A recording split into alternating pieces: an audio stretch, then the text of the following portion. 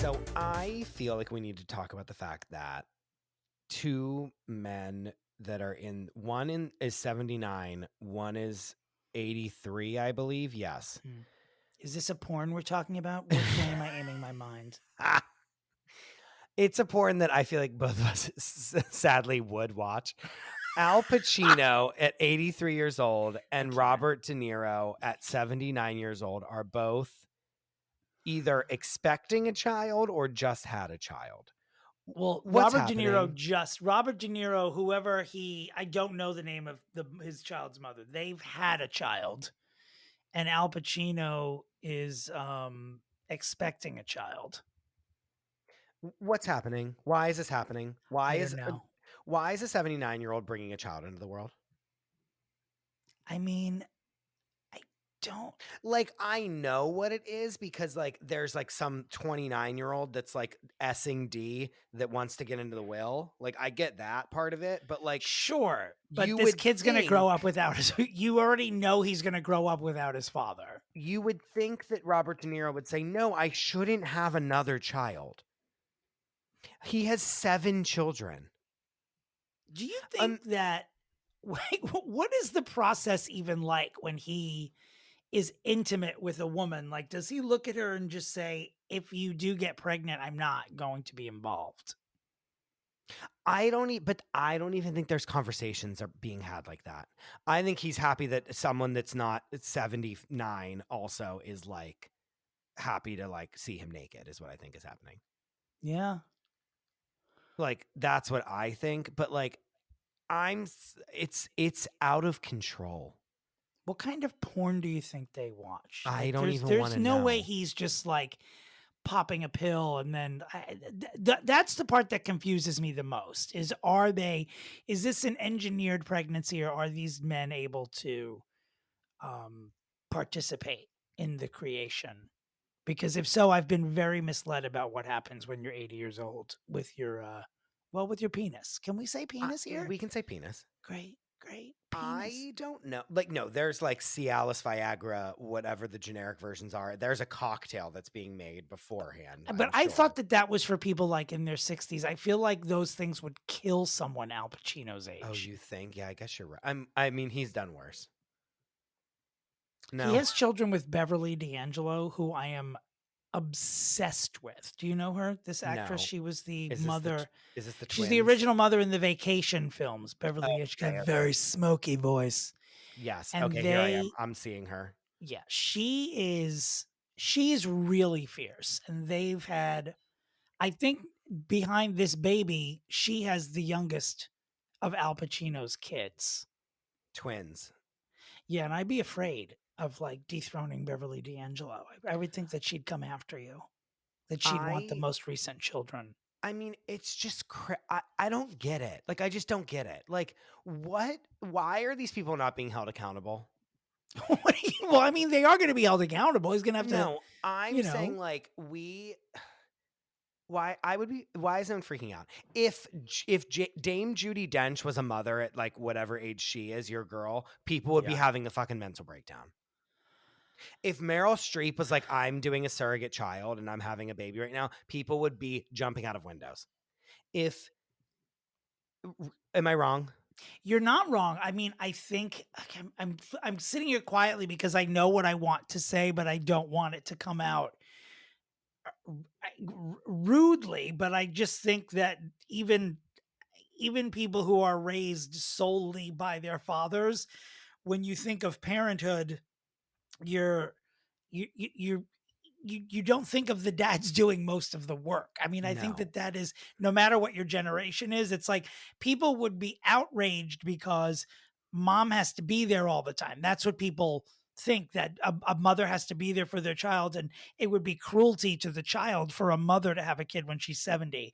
But if a guy has a kid when he's in his 80s, people just celebrate the fact that he's still able to shoot a load. You know what I mean? Insane. I'm like at a loss for words. It's crazy, right? Am I So like, are you upset that we're not acting more outraged and no, less comedically at these two geezers are about to be fathers again? it's just crazy to be like, I want to hear like what the conversations were that these people had when they were like, let's have a kid. Like, how did Robert De Niro say, like, yes, I do want to have a child with you, 29-year-old wife? Like, do you know what I mean? I don't know that there even was A a conversation. conversation. It In just fact, happened. there are many news reports that are saying that Al Pacino demanded a DNA test because he didn't believe that he was able to impregnate Stop. someone who was Wait, 29 years old. what? Okay, so they're being trapped. That's what's happening. MSN, TMZ, Jezebel. Yeah, there's a whole bunch of sites here that are saying he demanded a DNA test. Let me go to the TMZ one. He did not believe he could impregnate anyone. Al Pacino, this is the TMZ article, was so certain he could not get his girlfriend or anyone else pregnant, he did not believe the baby was his at first and got a DNA test for proof. Sources tell TMZ. The 83-year-old actor, we're told, had medical issues that would have commonly prevented a man from impregnating a woman. Yowza. We're told Al had no idea until 2 months ago that 29-year-old Noor Al-Fala was pregnant, and that when he found out, he was shocked. I mean, I'm waiting for the next line of this article to be, according to Mr. Pacino, he has not had a proper erection since the Reagan administration. Well, this is like another Page Six article says, meet Al Pacino's pregnant girlfriend who has dated Mick Jagger, billionaire investor. I can't. Like, what? Oh, now we're coming into view. Now I get it. Now it's happening. Right. This was a right. goal. It's what I said at the beginning. It's like, I want to have a human bond with you so that I'm somehow in your will whenever you die in 2 years.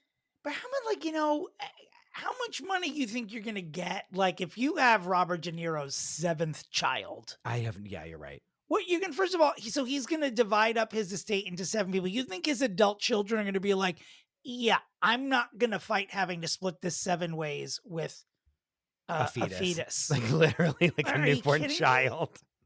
No, if I'm whoever by the way, Robert De Niro's oldest child is probably older than 60. Me. Yeah, I mean, it's probably 60. Older than both of us combined. Yes, it's like that person is just going to be like lawyer. Like, there's absolutely no way. It's crazy. Like, I just don't even. I don't know. Do I sound insane that I'm just saying the same thing over and over again? It baffles me. No. I waited on Al Pacino several times when I worked at Joe Allen as a waiter in the summer in the late 90s. Yeah. And?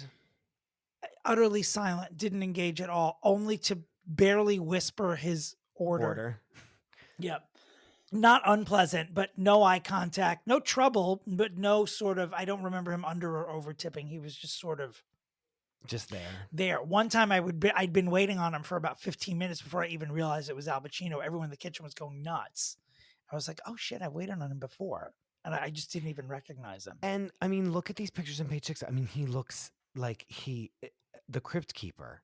Like, he's very fucking old. I mean, he's literally 83 years old. I mean, never forget him in House of Gucci, the worst movie I've ever seen in my life. Oh my God. And we were all like, is he going to die like right now? Like, we were like, how is he still alive?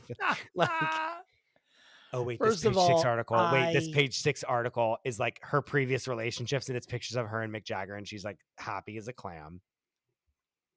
I wonder why they broke up. They probably had so much in common. Well, he probably was what like, was it that Al had that he Mick was probably didn't? Like, you're too old now, like, you fucking disgusting piece of shit. And she's like, I'm 21, and he's like, yeah, ew, get away from me. Noor Al-Fala is technically too old for Leonardo DiCaprio, so now she's pregnant with Al Pacino's child. Literally. Yep. Wait, you were gonna say something about House of Gucci, and I cut you off. Just that I loved it, and I've seen it more than once. I will watch it again. I think I'm not putting it on the same list as Citizen Kane? That's insane. I am putting it on the same list as Mommy Dearest, though, because it is. Yes. I'm upset that it's not more culty, ridiculously recognized. And I wish it had not come out as an awards contender. It That's sort the of tainted thing. it for me. It should have just come out July 4th weekend so we could all go dressed as the characters. Yes, that is the thing, is that they made a movie where they were like trying to be like campy and like B movie, but then also try to win Oscars. And it's like, Right. you can't do that. And like, it was, I mean, I could do a I think with House of everything Gucci, that was wrong with it, but I think that everyone, was it Ridley Scott? It was, right? I can't even so.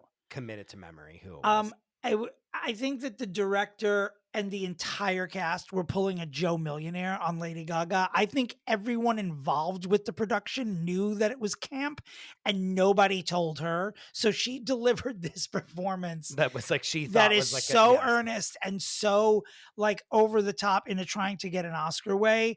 And Jared Leto basically showed up and was like, gave the equivalent of fart jokes as a performance and was still brilliant in his own right, I might add. Like, sure, come on, he's on the list of people that we need to fix. There's some people have been saying that and they go, and I don't know why, but I feel like he needs it. That's what most people say. They're like, I can't really pin it down, but like he's not well. And I'm like, okay. He's definitely not. He's also like drank the elixir from Death Becomes Her. Like the Met Gala, it's like, you know, he has like that is not normal that he is my age and he looks younger than you. I mean, it's insane to me. It's crazy. No, it's insane. He is a weird one, but oh God, that movie. Like, why did they have accents? Well, why did they have accents? Yep. It didn't make any sense. What does that make sense? I am so happy we're talking about this. You know, if we had been doing this podcast 2 years ago, we would have done 3 episodes about House of Gucci. A trilogy. We would have done as many. We would have split it into 3 acts. We would have done it in 3 acts. We would have had as many episodes on House of Gucci as Demi Lovato has documentaries on YouTube. But do you think that, I mean, they're poking holes in condoms? That's what's happening, right? With these men. These women? I don't know. Like these women are poking holes in I mean, they're not even wearing condoms because they're like, I'm 90 years old. I don't know, but Pacino and De Niro have been around for such a long time. They'd have to be like wise to a scenario like that. They've been in movies where that happened to their characters. I mean, they'd have to know. Don't they have people around them? Don't they have adult children supervising them to make sure they don't have siblings? I got much more annoyed about this than I thought I would. The more that I thought about it. No, because it's infuriating. You're like, why are you doing this? And like, that's the other thing. I didn't want to get too harsh on it, but it really is like, think about it. Like, this child's going to be born and then their dad is going to die like when they're 2 years old from old age. Like, do you know what I mean? Like, like not from like, oh, an accident happened and then it was a tragic thing. Like everyone will be like, oh yeah, that's sad. But like, they're 90 years old. So we get it. I just don't feel like it was deliberate on their part. I don't think either. We know Pacino's not deliberately having children because he wanted a DNA test. Which, since she hasn't had the baby yet, mean they had to do that, you know, the complicated way. When you get a load of this girl with Mick Jagger, you're going to believe it.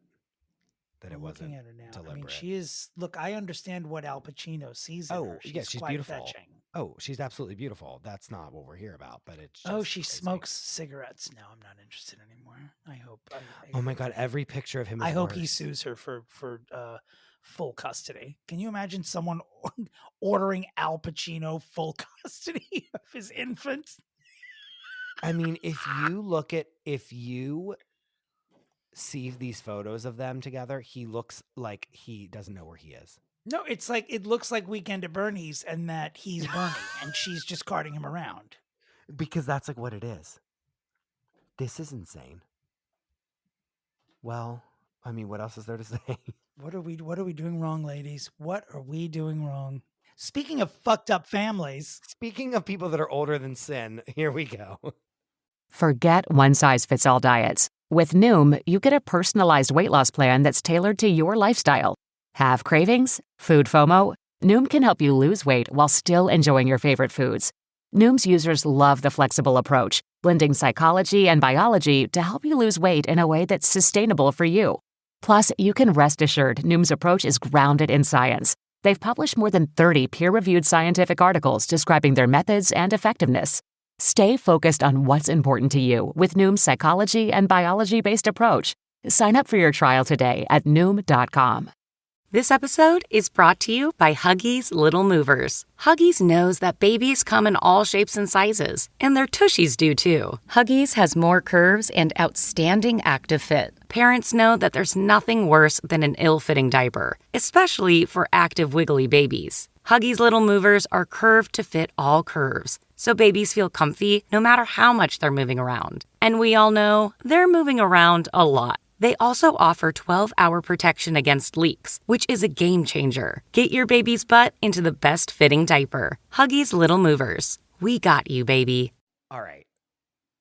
An email came across our desk, and when I say our desk, I mean Dominick's website. And a certain someone said that they wanted to be on our show. He sent it to me. I opened the email. I'm like, oh, someone wants to be on our show. Let's read what it is. I've listened to this person on podcasts for, when I say probably half of a decade, I mean half of a decade. This is a big fish. You know her from By the Book. You know her from her podcast, Daily Fail. You know her from basically being on every single podcast that's ever existed. She is a mogul. She is the moment. She is an icon. Her name is Kristen Meinzer. Thank you so much for being on this show. Oh my God, that intro. Oh, I'm so glad you recorded that, because I'm going to play that back to myself whenever I'm feeling down, because that was so beautiful. Because It should be your ringtone. yes, I'm going to do that. But the reason I reached out to you and asked to be on your show is because I fell in love with it the minute I listened to the first episode. And I've been listening to every episode ever since then. The energy you bring, the sense of humor, you two are just a delight. I love this show so much. So I knew it was a little bit bold to just reach out of the blue when we don't know each other and say, I want to be on your show. Absolutely not. No, that was exactly the right move, because I never in my life would think that you were listening to our podcast. So it's a delight for us to know that you are. Chris lost it because I sadly was unfamiliar with your work until you reached out. And once I emailed Chris, I said, do you know this person? And he launched into the stratosphere quicker than I've ever seen him before. Still to this day, he can't even say 5 years. He had to say half a decade, like a royal reporter. No, I truly, and also, friend of the show, Rebecca Bregman, was the one that showed me your podcast and By the Book with Jolenta Greenberg, and I listened to it for years and years and years. Oh, it was I'm like so one of my honored. main podcasts I listened to for Thank like a you. long, long time. Thank you so much. Oh, that means so much to me. It really does. It's so weird to hear your voice and also see your face. It's so, like, sorry, I know. I'm actually legitimately fangirling. Like, this is so embarrassing, but like, it's so weird to be like, oh, I'm actually really interacting with this person whose voice I know so well. If you said 2 words and I closed my eyes, I would know exactly who it was. Oh my gosh, you're kidding. Well, some You people have such say a I have a unique voice. distinct You do. Minnesotan accent, and some people hear it, some people don't. So that's so funny. That cracks me up. Kristen, if Chris is making you nervous, just text me privately and say, pretend that the server collapsed. We'll bring you to an undisclosed location. I am immediately entranced by you because I know that you are a royal reporter, which is maybe one of my favorite job descriptions ever. I mean, do you write that on your passport? I'm a royal reporter.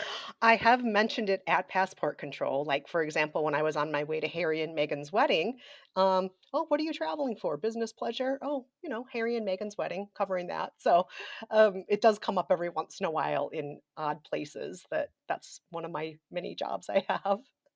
Can you, before we launch into today's client, can you briefly tell us how one goes about becoming a royal reporter and what your access has been over the years? Well, I'm more of a royal watcher than a royal reporter. I Okay. look at what's happening with the royals. I look at it through an intersectional feminist lens. I look at what's being reported, if it is racist, if it is sexist. I look at what speeches are being given, what good and bad ways the royals are behaving, what they're saying, what they're not saying, and then I talk in the press about that. And it all started out really because I was brought up reading the National Enquirer with my Nana. She helped teach me how to Mm. read It's beautiful. with the help of trash. It's a And, beautiful success story that and the National Enquirer needs to I put on the mean, front page, yes. by the way. That's what they're known for, is bringing families together. Yes, The and National childhood Enquirer. literacy. It's really what they're Right. about. Yes. Right next to like the Bat Boy. Like, what's like the stories that have been on like the cover for like literally the entire time that I've been alive? Like the Literally. Bat Oh my Boy. God. It's the first clitorally of the episode. I'm so excited. Hi-oh. But yeah, I was just brought up reading the rags and loving them and also just being mad at them. And so I was always following this stuff from a very young age. And I think there's a lot to be learned from pop culture and following celebrities and so on. I think there's a lot to be learned about what are our values? What do we think is important? What do we think is not? Who are our enemies? Who are our friends? And so on. And so I grew up reading this stuff. And then at a certain point, I was working in public radio as a culture producer. And William and Kate were going to get married. And the staff was like, "Is this worth covering?" And I'm like, "Yes, this has to be covered." Yeah, you fucking And idiots. I Yeah. and I will He's gonna be I the will be the king. person to cover it for you. I will be on air and I will cover this. And so I did. And from that moment forward, I've been covering the royals. And after Meghan and Harry got married, I became more and more of a person that I think the press turned to when they wanted a quote, because I I am a woman of color from the US. I'm not Black, I'm Asian, but I think that because Meghan is a woman of color from the US, I think a Mhm. lot of press outlets liked that I wasn't just a very old white British man who was speaking about the Right. royals, which is a Yes. lot of royal commentary over the years. That's who's been talking. So I think they liked having somebody who was closer to Meghan's age, who was Sure. American, who's not white. And a woman. Yes. And not Right. an old man. Yes. All of that. Are you willing to shame the public radio station that dared to ask whether or not covering the wedding of the future King of England was quote unquote worth it? It was WNYC, New York Public Radio, and What? Wow. And- I am flabbergasted. I mean, I How think they dare just wanted to, have a few lines about it, and I'm like, no, I'm going into the streets and I am talking to people about this. I am People reporting on it. Yeah. We all like woke up early. It was at like 3 a.m. for us, wasn't it? Like we woke Yeah. up at like 5 a.m. to watch it. Why would Mhm. I mean, Yes, and That's it was a crazy. really exciting moment. Like a commoner is marrying into the royal family, mind you, a multimillionaire commoner, and Yeah. Right. and very beautiful and so on. But she was very different from other people who'd married into the family before. And this Mhm. is the future King of England. This is Diana's son. Our beloved Diana's son is getting Yeah. married. Why would we not want to cover Yeah. this? Well, we should. I mean, we're sort of already talking about them, or we're about to, so we might just segue into our clients this week. We wanted the heaviest hitters possible to come in here. This is why Kristen is here, to speak about King Charles and Queen Consort Camilla. These are the clients this week. Now, why would these two people need fixing? Wow. How dare you? How dare you even ask that? Why are you here? I mean, the running joke of our podcast is that like no matter what happens in the UK, everyone just like blames Camilla Parker Bowles for everything, right? That's from you, Yes. Dominic. My theory is that everything bad that ever happens in the UK can be traced directly back to Camilla Parker Bowles. Mad cow disease, the Spice Girls breaking up, Elton John retiring. She's responsible for all of these horrific things that have changed the geography of our world. Yes. I mean, at this point, her attempt to fix her public image has also done something not very savory as well. She decided to fix her public image. She would hire an executive from the Daily Mail to be her new head of PR. The same Daily Mail, which has invaded the privacy of Harry and Meghan and Wills and Kate, the same Daily Mail that has just published trash about her stepkids. She's like, oh, I'm going to hire them to be my PR reps now. So Wait, is even this trying new? Is to this fix her recent? image, she's just made her image worse. And that's Wow. recently? Very recently, yes. All of That's this has happened. insane. Wait, Yes, I all didn't within the even last know year. that. Yes. I didn't know that either, and it's so it is intentional, obviously, right? I mean, she's sending a message to some very specific people by hiring that person. right? Yes. Okay. But if that was supposed to fix her image, it's like, yes, now the Daily Mail is writing better stories about you, but everybody now knows that the reason they're doing it is because you've gotten into bed with them, but they still just publish trash about her stepkids.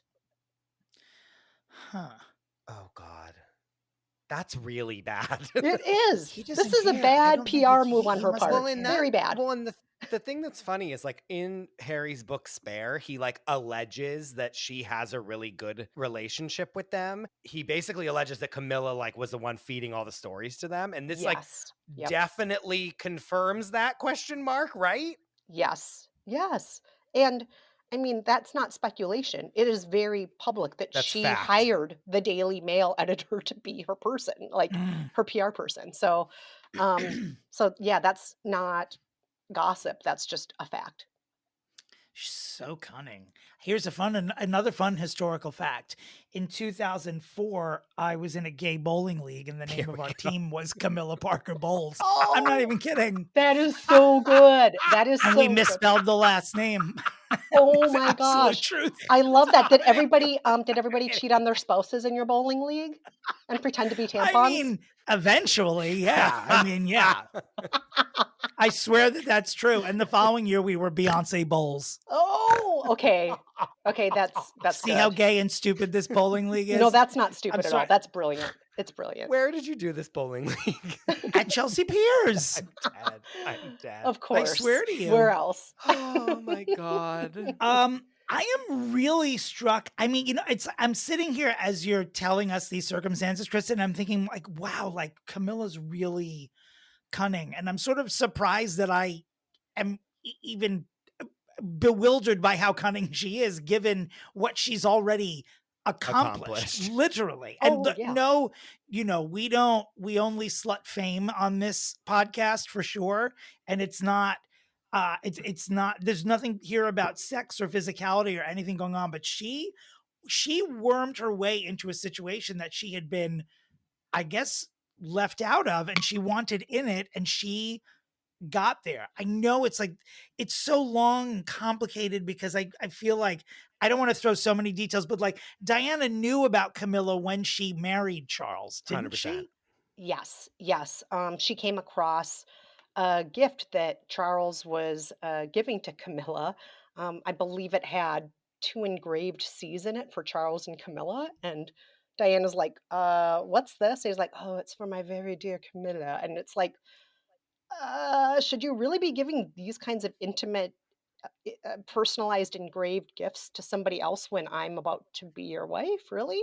This is what you're an do? International superstar that everyone knows. Like, right. You couldn't be more famous if you tried.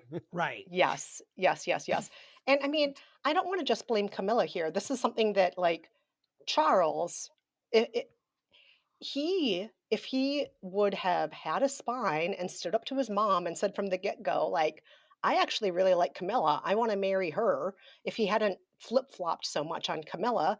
I mean, Camilla ended up marrying somebody else while Charles was kind of like, oh, I don't know, let me think about this, I don't know if I can stand up to my mom and say I want to marry you, da da da da.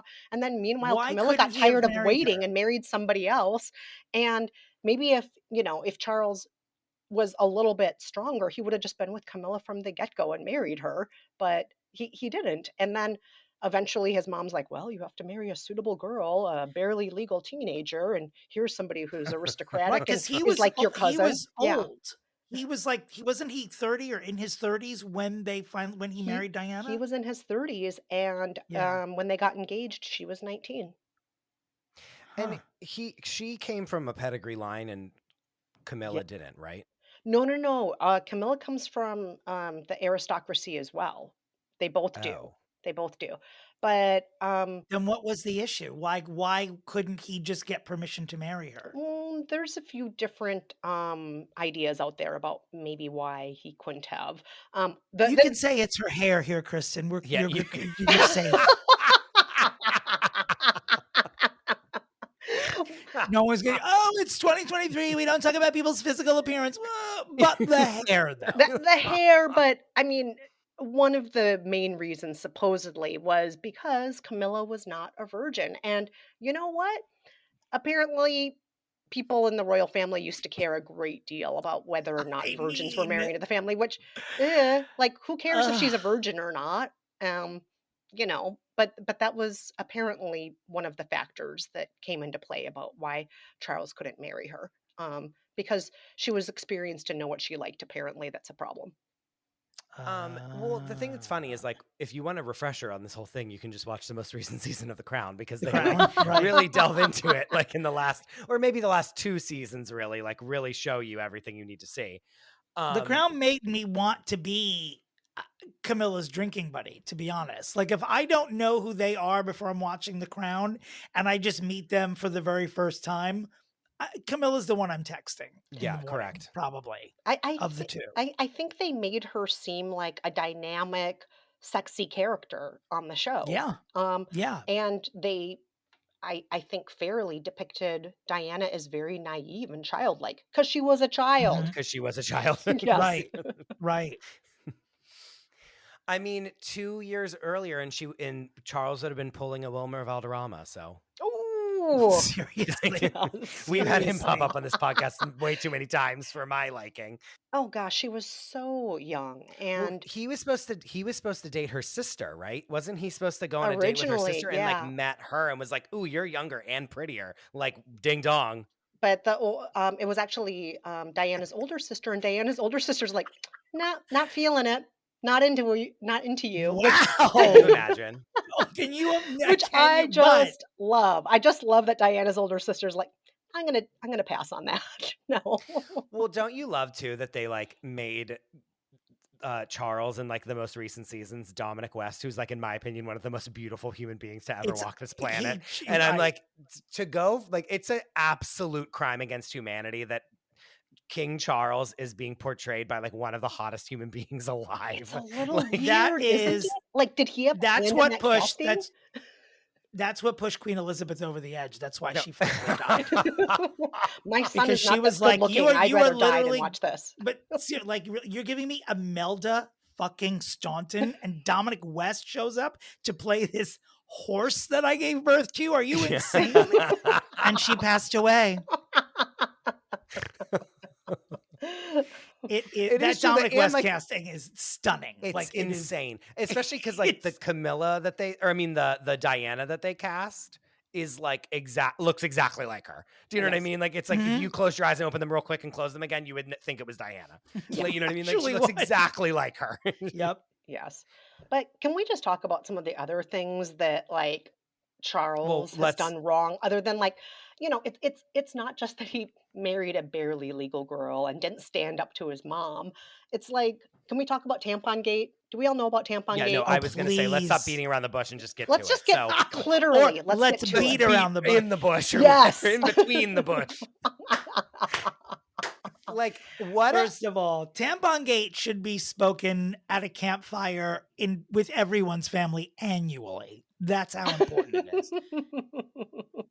So, for those who aren't familiar with Tampon Gate, Charles and Camilla resumed their relationship. They dated before Diana, and they continued to date after Diana.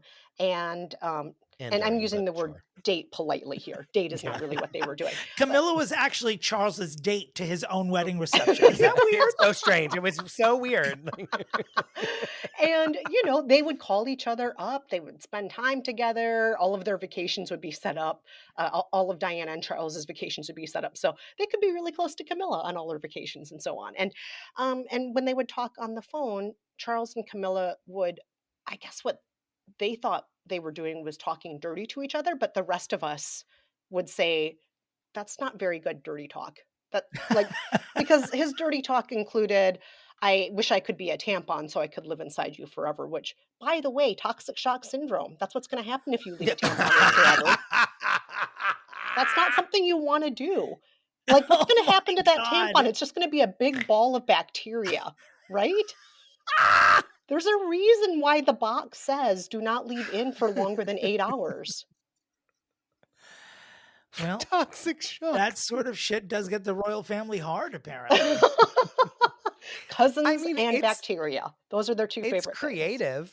Well, I mean, it's all in their bloodline. The bacteria. Look at them. Look at Prince Andrew's children. Dear God. Like they could belong in a tent. I mean, circus that tent. was, I mean, so like what? That then like is on the front page of the news. Didn't like someone intercept it, like the broadcast or something? What happened? Yeah.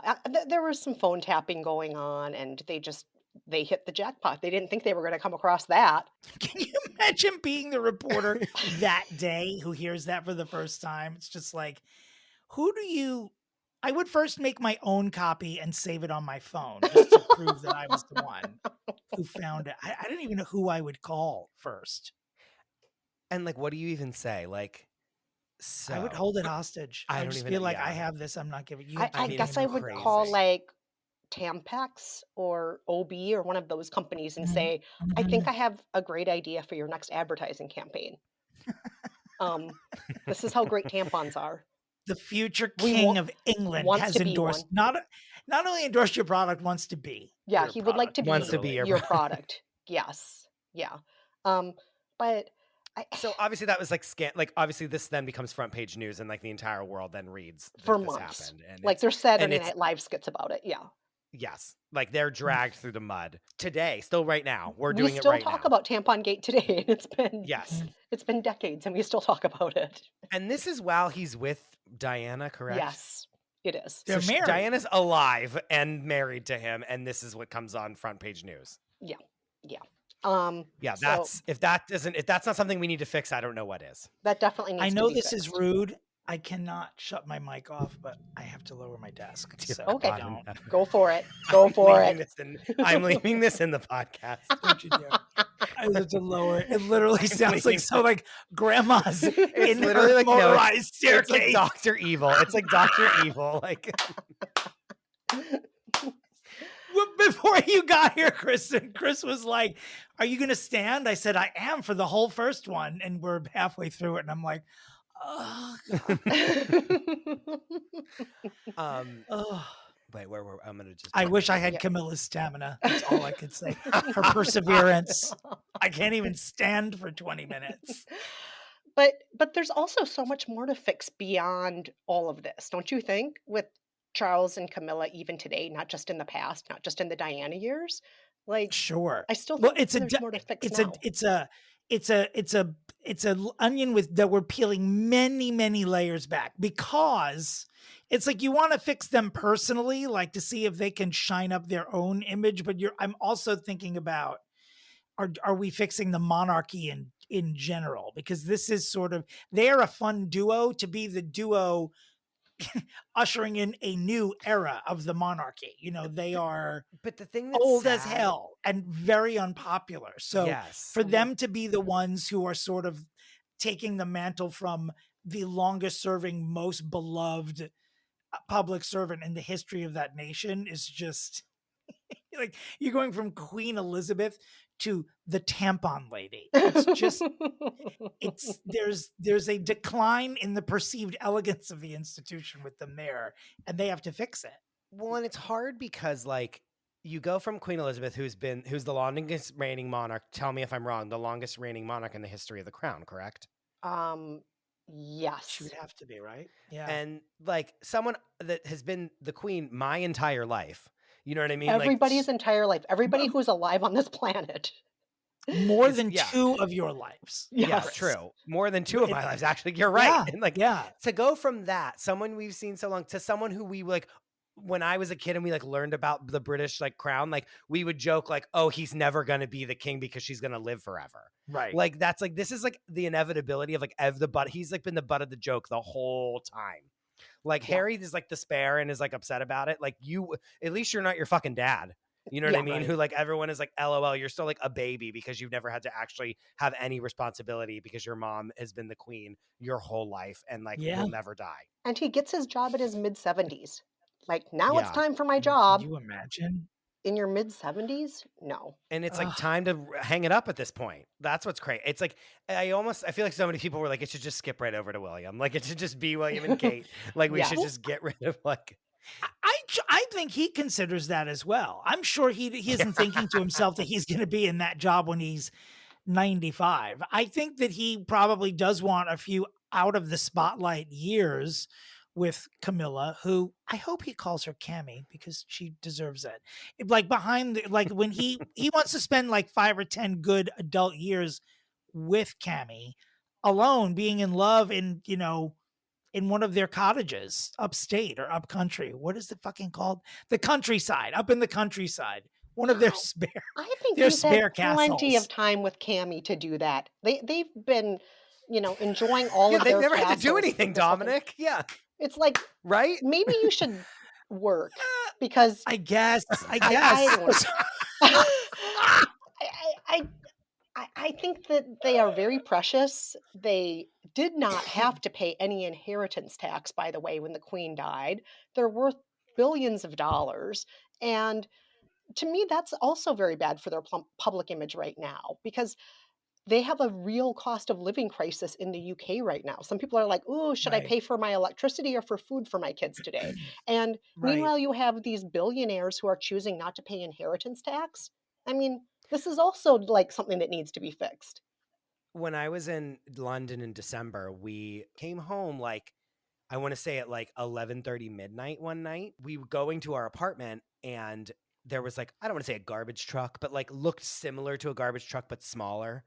And there were these guys outside and they had this big, huge metal pole and they were sticking it into the ground and they were turning it. And my friend went to go take a shower after we had just been. And she's like, oh, there's no hot water.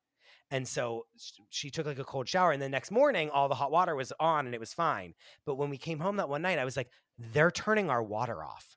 Like they're turning off the hot water at night to like conserve hot water because of the energy crisis here. Like Yeah. it was crazy. Like, so when we would try to take showers, like after midnight, like there was no hot water at all. But like at 7 a.m., there was hot water galore. Yeah. And I was Meanwhile, like, Is you this have this happening guy in- who has like multiple castles. yes, And yes. And like we were, and I was like, this is the water truck. Like they're turning off our water. Look, see, like this is the hot water. They're turning it off. Like we don't have, and we went up and we tried the hot water and there was no hot water. So was this just happening at Airbnbs or was it happening at nice hotels No, as well? I don't know. But like, I Okay, think well, we were, I think you learned your lesson. okay. In Airbnb. What is I can't. I'm not gonna. We're not discussing. Well, we this. hate Airbnb. Again, another reason. This was part of the whole reason why I don't like Just Airbnbs. stay at the Mayfair, please. Well, I don't have like $17 million. I don't either. You just pretend. What do you think he Just is, the king of pretend. England? Come on. Yeah, You can't really. afford that. No, but it was great. So basically, like to sum it all up, I went to London and like at 11:30, the hot water turns off if you're not like the king, basically. Yeah. So They are the only ones with hot water. Wouldn't that be Can you imagine? hilarious? Oh, God. can you imagine? If Buckingham Palace was the only place that got hot water. They don't live. Do they live there still or no? They live in another. They live all over the Nope. place because they have multiple castles.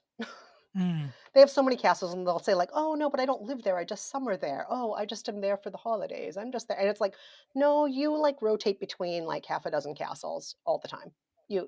You essentially have multiple homes. They're very comfortable. What are those? What must those problems be like? What do those people? I guess we see it. We saw him throw a fit recently when he had to use a pen. Oh Remember my that? God. Oh yeah, Yes. he like, threw And it. it's like you're supposed to be the head of state and you're yelling at a pen. Like He did. this He is- lost it. Yes, and it's like, and the fact that somebody who is supposed to be a stabilizing force, above all, that's what the monarchy is supposed to be, is a stabilizing force. And you're so LOL. unstable that you're freaking out and yelling over a pen and caught on camera yelling at a pen. Like, no, Charles, your job is to be strong and steady and stable. No, you can't get mad at writing implements like this. You know. What's like funny? I mean, because that's the thing that's like funny is that I think the biggest problem is that like no one takes him seriously. Like Yeah. after Tampon Gate and then him being like a 70-year-old, like that doesn't actually have to do like a real job and unless it's like a public appearance as the Prince of Wales. Like he hasn't had to like do anything in real life until right now. Right. He is the very definition of bumbling. Like Yes. when you think of a member of the royal family who's bumbling, that is him. But you know what the thing is about them? I'm sure a lot of British people must feel this way as well. Is that I know that whatever they stand for is an era that no longer exists. And I think with like income inequality. Like, it's almost a joke to think that any nation needs a monarchy, especially economically with what's going on the planet right now. But if we woke up tomorrow and someone had said the monarchy was abolished in the UK, I would be upset about it. Like, I feel better knowing they have a king and queen. I don't know why. I don't think that the world could handle it if the UK didn't have a royal family. Well, this is a 1,000-year-old institution, and anything that's been going on this long, if it suddenly disappeared, I think would be a shock to the planet. It would be a shock to a lot of people's identities. I mean, my husband's from New Zealand, and that is their king. I mean, people all over the world, in different parts of the world, this is their king. They are either, in the past colonies, now they're part of the Commonwealth. And they have had their hand in so many things around the world, good and bad, a lot of it bad. I mean, the transatlantic slave trade, a lot of issues of classism, of racism can be pinpointed right back to the royal family. I mean, look at all of the riches that they have. How much of that was built on the backs of either serfs or enslaved people? How much of it was literally stolen from other countries? Technically all of it. Yeah, sure. And so, so there's a lot of problems there, but I also think that at the same time, if they suddenly disappeared, I think it would send shockwaves throughout the world, because anything that's 1,000 years old and just disappears is, that's going to change things. It's also, I think, like, so funny because it's like, this is just all a formality for all of us, like, to like go through these years until like William and Kate become like the king and queen of the right. family. Do you know what I mean? It's like we're just like waiting it out at this point, and like I think he's also waiting it out. Like they're both waiting it out. They're like, well, like yeah, we're gonna just do what we can do, and then when we die, it'll be fine. Like they're not even like really trying that hard. I don't think it really is like. I mean, if this is their version of trying, this is not good.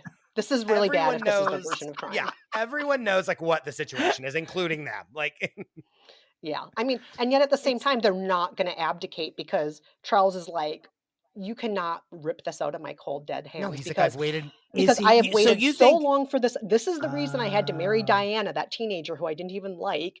Right. This throne is the reason why I didn't just marry Camilla when I was younger. This throne is the reason why. I mean, Charles sees himself very much as a victim. He says that in his memoir that he collaborated with Jonathan Dimbleby on. In his tell-all, he talks about what a victim he always was of his parents, of the position.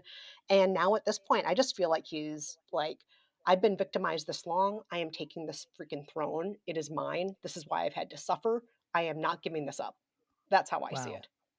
So there's you disagree entirely with what I said earlier, that there's got to be part of him where it's just like, let me just do this for 5 years and then be with Cammy. That's not a thing, really. That's I don't just think me talking so. shit. I mean, the way I see it, it's just like, he's like, I went through all this hell. I've suffered my whole life. Yeah. I deserve this crown. I deserve to have the word king in front of my name. And Camilla deserves to have the word queen in front of her name, I think is something that he very, very, very badly wanted. He supposedly negotiated that with the queen, partly with some sort of trade over Andrew and paying off his bills and so on. He's right. She does deserve it. I'm sorry. We've said this before. She deserves the Nobel, the Peabody, the Kennedy Center honor. I mean, this is when you talk about being in it the long game. I mean, she sets a goal. This bitch is queen. I can't believe it. She is a role model for side pieces everywhere. I will give that of the millennium. Yes, forever. Like no one. That's who you put the woman on British Money. She deserves it. She has actually worked. This is a member of the royal family who has busted their ass, because you know what? I mean, I think having sex with King Charles one time would be like a night in Guantanamo. Can you imagine 40 all the years time of this? Having to do give her the dirty talk crown on the phone about tampons? Like, think about that. She did have to put up with that. I wouldn't want to put up with that. I think she liked it, though. That's the worst part. She That's the worst part of the whole thing. I think in many she loves ways. him. Oh boy. I think you're right, Chris. I think she does genuinely. I do think that we joke around. There is something very fucked up about it, but I do think that they love each other genuinely. Well, and not for nothing, like if I had to put myself in his shoes, like I do understand his point of view of him thinking that he's a victim. Like I feel that all of their views are very myopic and very, very narrow. Like they have a very narrow view of what the world is really like. Hence, in Harry and Meghan's episode, it said Harry should just like do household chores since he has no idea how to do any of them. He has nothing to compare it to. That would be a show. Like they don't know how anything works in the world. So it's like, I do see where he thinks that. Do I think that he's right? No. But like, I do I do understand his point of view of being like, I have literally waited and been the butt of the joke forever. Like to finally be this. And now I'm finally going to be it and I'm going to do it. But didn't he look miserable though too when he was being coronated too? But did you notice Camilla looked really excited? She looked great. She looked so excited. Happy as a clam, as they say. Yes. You are seeing, I mean, literally the only, I think only when Leah Michele finally got to appear in Funny Girl, only then has a person actually been happier than Camilla Parker Bowles was on Coronation Day. It took me a minute to get there and many outtakes that the public will not hear, but Kristen, thank you for sitting through all of that. No, she's a hero. She is a hero to a certain person. That is a hero. And make no mistake, that is work. That is work. Okay, I pose a question. Can they ever recover from the tampon gate? Like, can they ever recover? Like, I know we're about to probably try to fix them, but like, is there even a path forward? No, in their obituaries, tampon will be a word that will be printed in every obituary when they're gone. They're never going to be able to escape it. I mean, can you imagine an obituary that didn't mention that? Of course it's going to be there. They will never escape it. The task is to fix. So you always go first. Okay. Charles and Camilla are going to start an OnlyFans page. Ooh. Yes. Yes. Obviously, they're not going to have sex on camera. Not one human being is going to want to see that. However, it is going to be like a press bonanza. And like, they're going to start an OnlyFans. They're starting an OnlyFans. We all know they're starting an like, it's going to be all over the press. And then what I want them to actually do is like, that's the way that he's connecting to like the most staunch like supporters of his is like through his OnlyFans. And like here or there, they'll have like a video where you just get to see like them in the like palace, like eating for 2 seconds. I thought you were going to say nude. No, God, no. Dominic, they want to gain subscribers, not. Well, sure. And then I think what they do is like, you get to see little pockets of like what they do in the palace, like on OnlyFans, but then it's a way for them to like continue to just make money because, and it like, it's the ultimate them trying to be young and relevant and it be a joke on purpose and they're in on the joke rather than being the butt of the joke. And I think it has everyone else like kind of let up on them. Will there be like a box of Tampax behind Camilla at one point, like just randomly as she's like saying something and then it goes away? Like, yes. Will like they'll be talking on the phone doing like little subtle nods to all the things that we've like destroyed them over.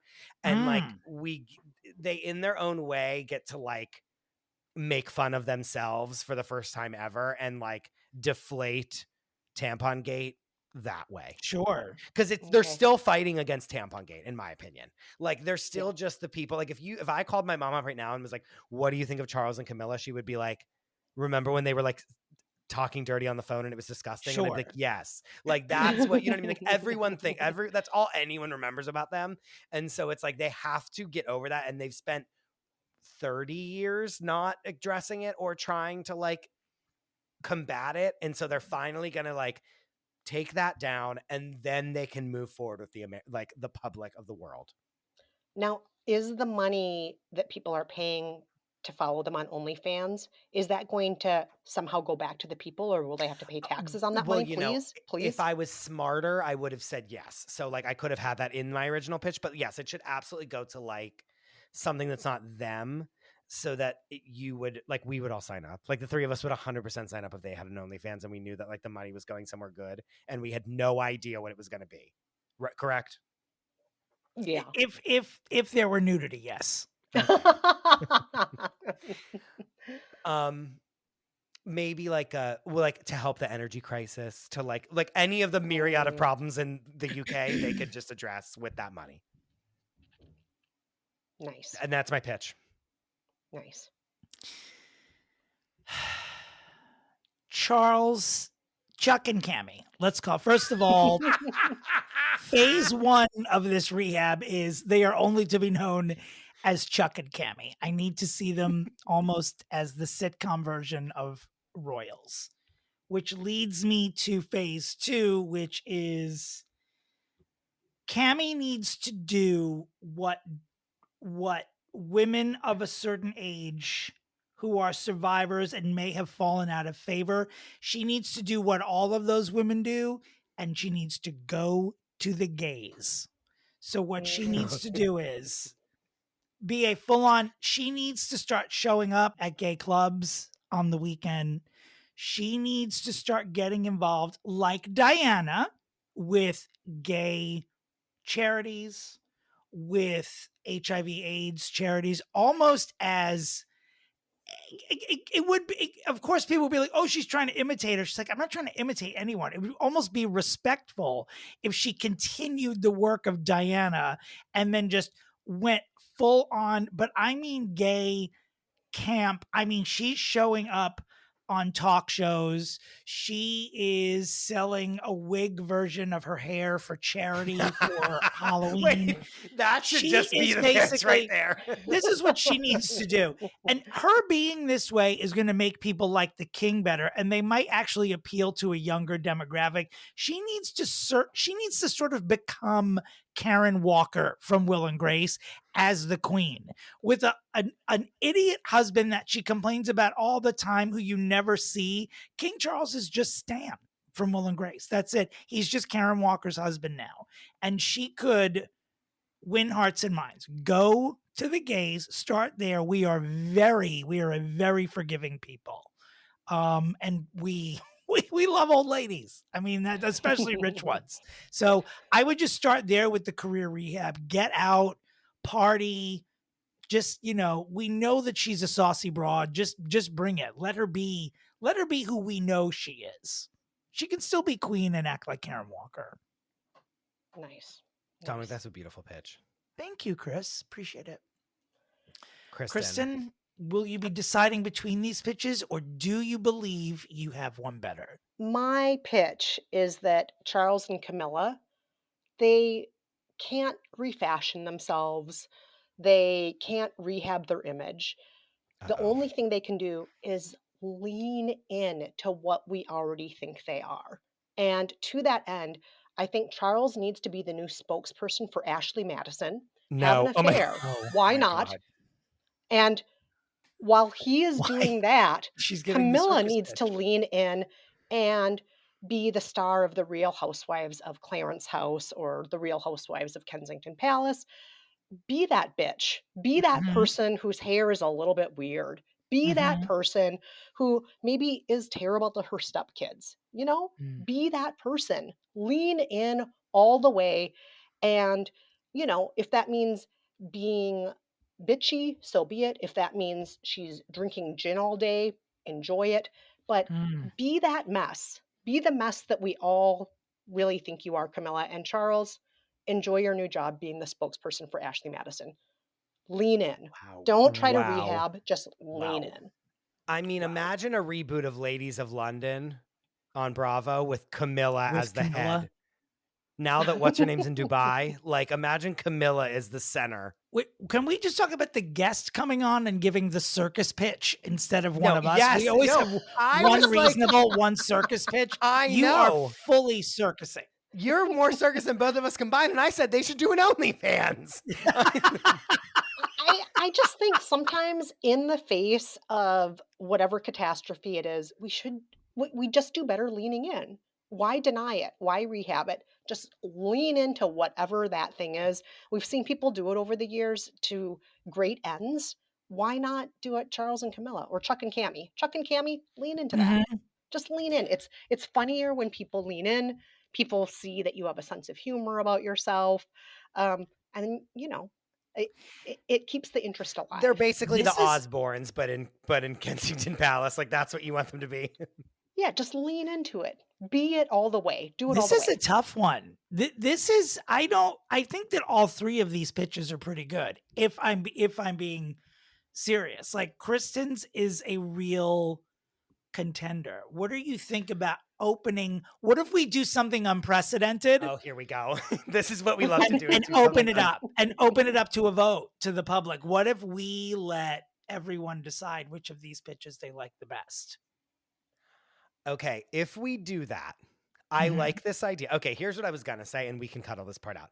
I was going to say that if she was going to come on with like I'm an expert pitch and like here's exactly what they needed to do, and from my expert opinion, then I would say I think that we should you can't do that. You know what I mean? Like, she should be disqualified from winning. However, she did a piece of garbage trash pitch like the rest of us, so then that brings her back into the fold. We're not cutting that, by the way. We are not cutting because that very reasonable rationale is important for the listeners to hear. Okay, after much deliberation, we have decided, in an unprecedented move. Unprecedented. The public is going to decide which of these is going to be the winner.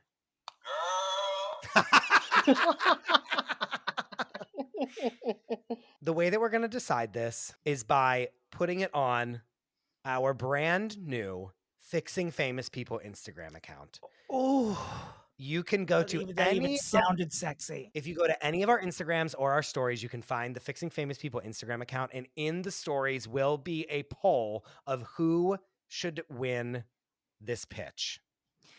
You are deciding the winner. You, our listeners, are the experts. So please come and vote either on my Insta story or Chris's Insta story, and or please come and join the brand spanking new Fixing Famous People Instagram page. It can be found at, grab a pen, at Fixing Famous People.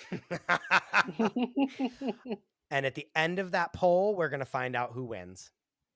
Oh, and then are you going to announce it on the next episode of the show? Absolutely. We will announce it on the next episode of the show. We might have to have you back for like 2 minutes just to like to accept your award. Yeah, we might have to have you possibly accept your award if you win. So you might have to open your schedule for like 2 minutes for us. Please, yes. And we're going to announce it on that's what we're going to do. And we absolutely did not have this planned at the beginning of this episode. P.S. So let's give our listeners like just a one sentence reminder of what everyone's pitch is. Mine is for Charles to just remain bumbling and for Camilla to go to the gays to help them rehab her, make her a little bit Diana-ish, and a little more of a campy version of herself, and use that to make people start loving the monarchy again, turning herself into Karen Walker. Let's not forget, you also proposed that they adopt the new names Chuck and Cammy. Chuck and Cammy, that's to be relatable, which is big, very that's important. It. Right. Mine was that they should start an OnlyFans page where they just like talk to people and like do weird little videos that like mean nothing, but they make fun of themselves about the tampon gate, and then they can somehow get over tampon gate and like continue on with their professional lives. And Kristen's?